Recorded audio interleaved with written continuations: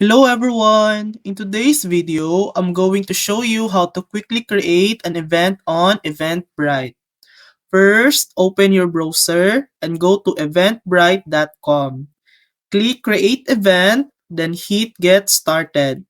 Choose your experience level, the type of event you host, how many events you'll host this year, and the expected number of attendees. Fill in what matters most to you, then enter your country code and phone number. Click Create Event. Add event title, start and end time, and location.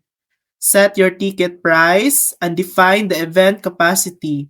Once everything's complete, click Save and Continue.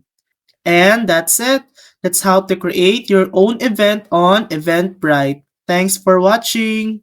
If this video helped you, please like and subscribe for more helpful tutorials.